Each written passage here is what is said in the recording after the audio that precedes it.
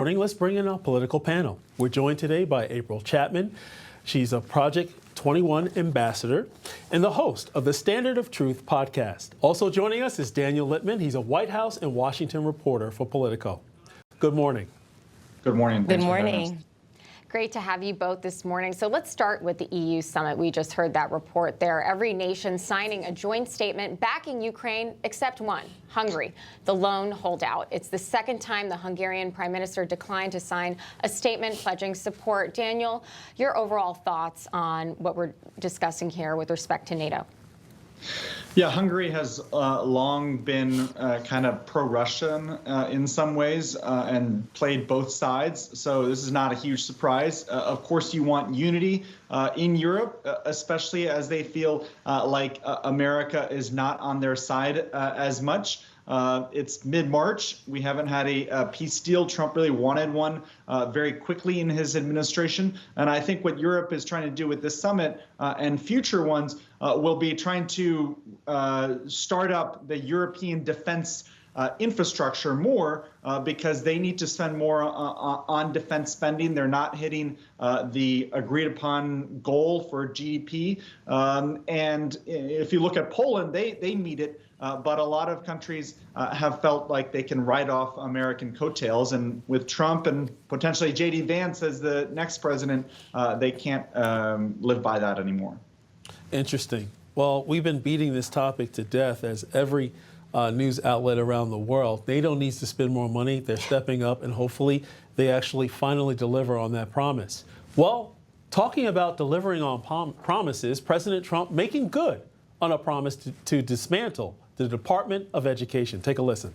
My administration will take all lawful steps to shut down the department. We're going to shut it down and shut it down as quickly as possible. It's doing us no good. We want to return our students to the states where just some of the governors here are so happy about this. They want education to come back to them, to come back to the states, and they're going to do a phenomenal job. Teachers, to me, are among the most important people in this country, and we're going to take care of our teachers. You know, April, yesterday, a lot of Democrats completely lost it, especially black Democrats and a lot of black organizations. I'm looking on my social media, all of the outrage.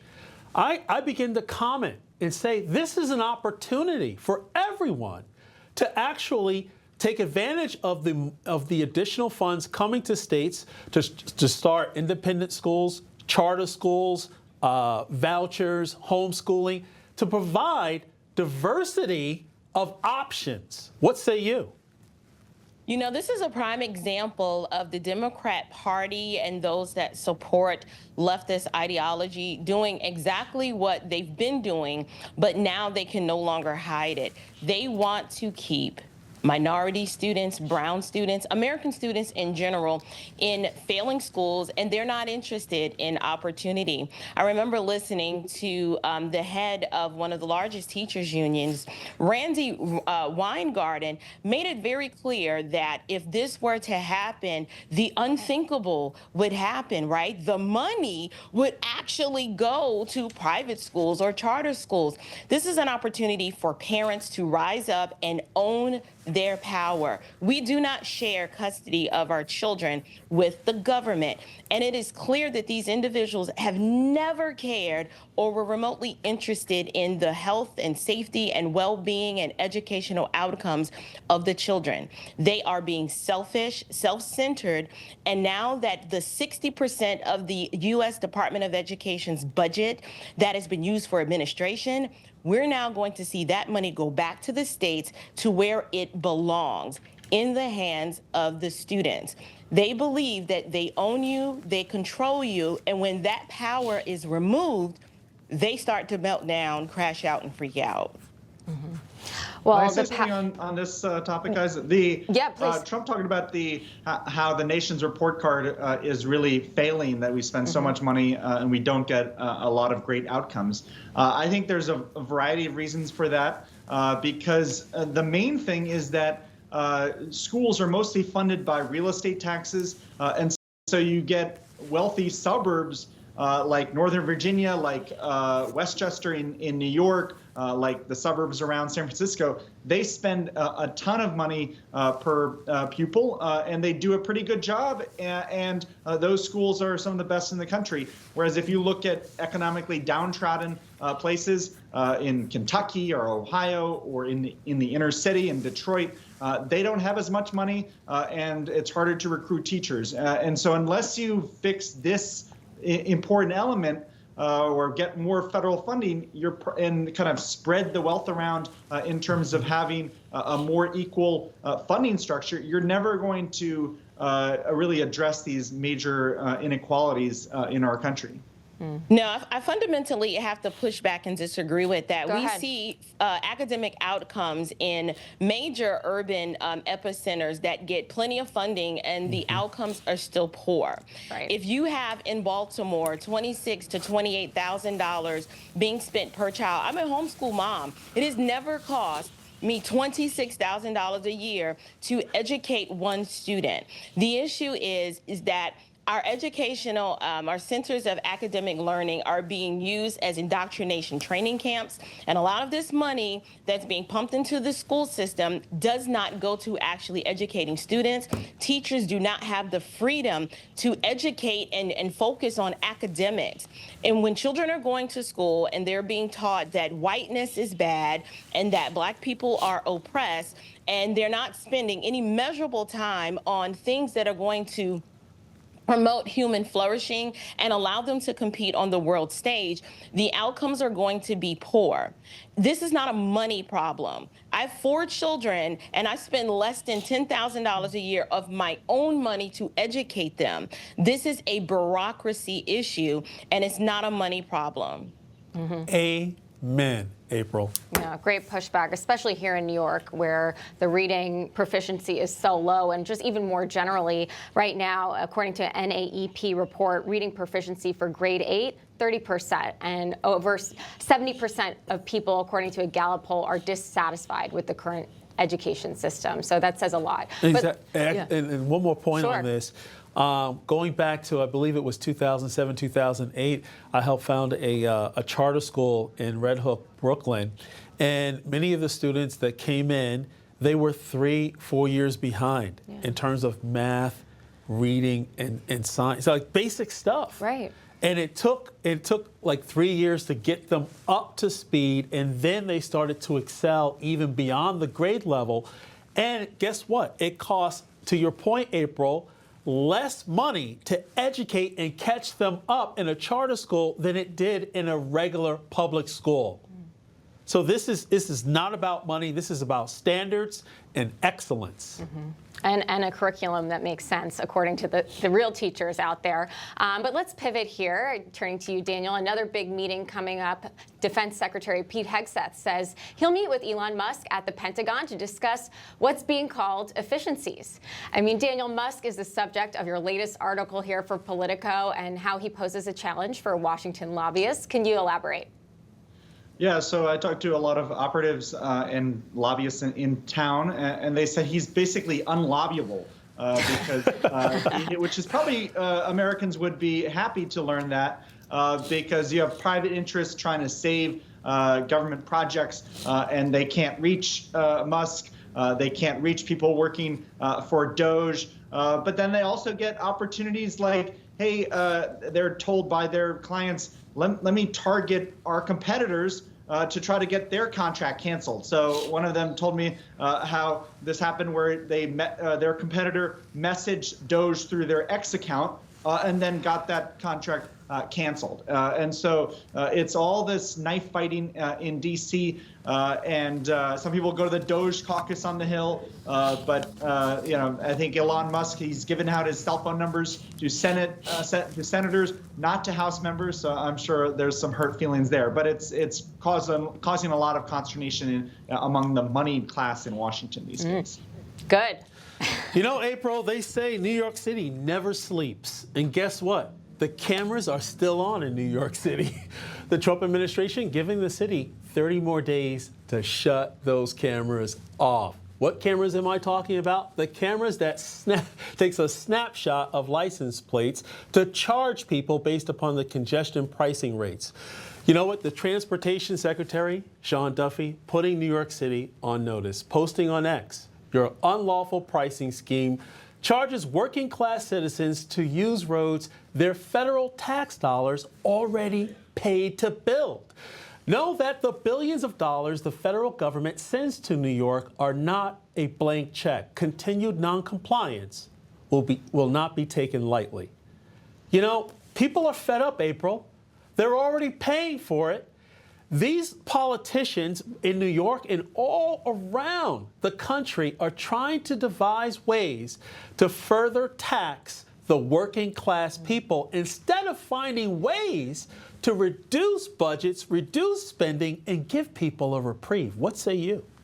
You know, when it's not your money, you feel that you can do, as you please. I'm actually from New York City, and this is outrageous. I find it interesting, though, that they managed to find money to take care of all of the illegal migrants that flooded the city and the state of New York. And I believe that this was just a way for them to recoup all of the money that they already spent to house and feed and clothe and educate the illegal migrants that descended upon the city. If taxpayers in New York don't learn to vote differently and realize that a lot of these liberal policies do not work, they're going to find themselves drowning even more under these economically oppressive policies. If I'm in New York City, it's been a while since I've visited there, but most people, it's no longer the city of dreams. It's where your dreams go to die.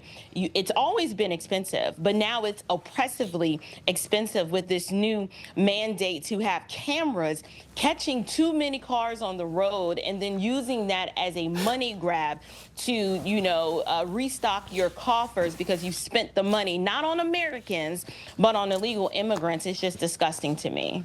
And that's on top of the speed cameras that are everywhere. Mm-hmm. Right.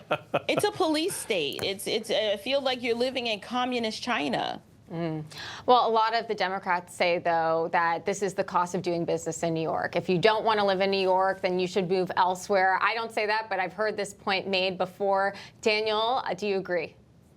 Well, the aim of this is not just to raise revenue. It's to address what we all know, which is there's awful traffic in New York. It takes forever to get anywhere unless you're taking the subway. And that hurts economic activity and people's lives, plus pollution. And that this has worked in previous cities. If you look at London, once they started doing congestion pricing, the roads became much easier to use. There was cutbacks in pollution, and the city residents kind of liked it. I know that's Europe, and maybe they're more used to government, having their hands around their throat. But in America, they wanted to give this a try. And you have accountability through elected officials. People can throw out Hochul or Adams, and that's kind of one check on this. You know, April, I hate to sound like an infomercial, but wait, there's more.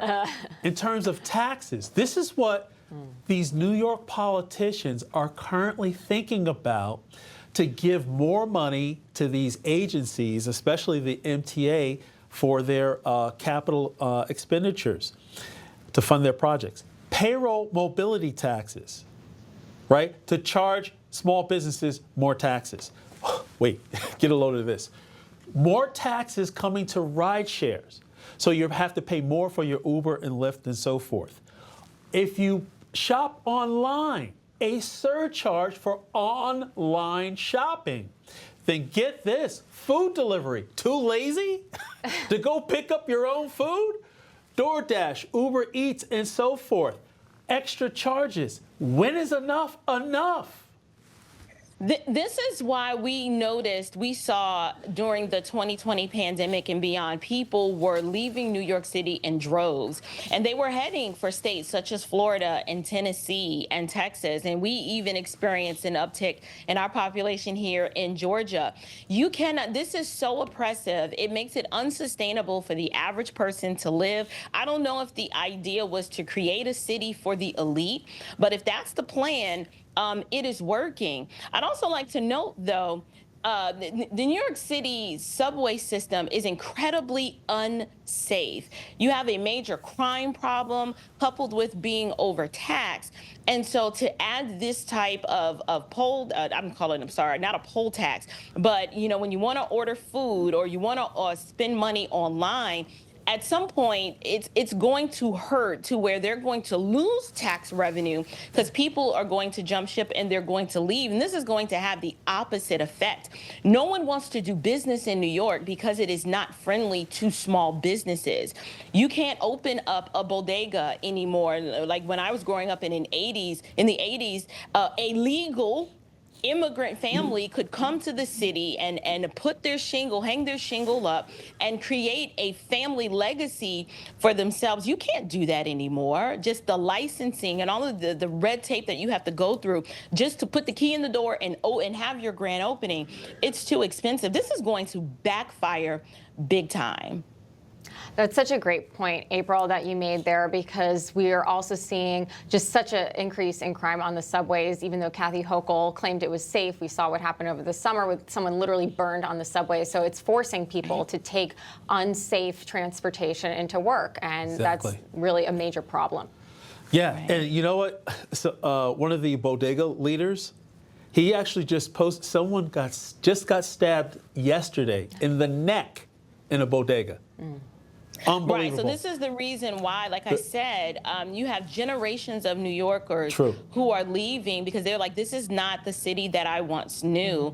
It's so incredibly unsafe. Right. And then with the climate of policing, the defund the police, program, or should I say ideology, did not help. So now it's difficult to recruit NYPD officers. It has sweeping implications. Well, we definitely have to shut down the crime, and we have to shut down this segment. Yeah. April Chapman. Exactly. Daniel Lippman, thank you so much for joining First Edition. Thank you, guys. You got it.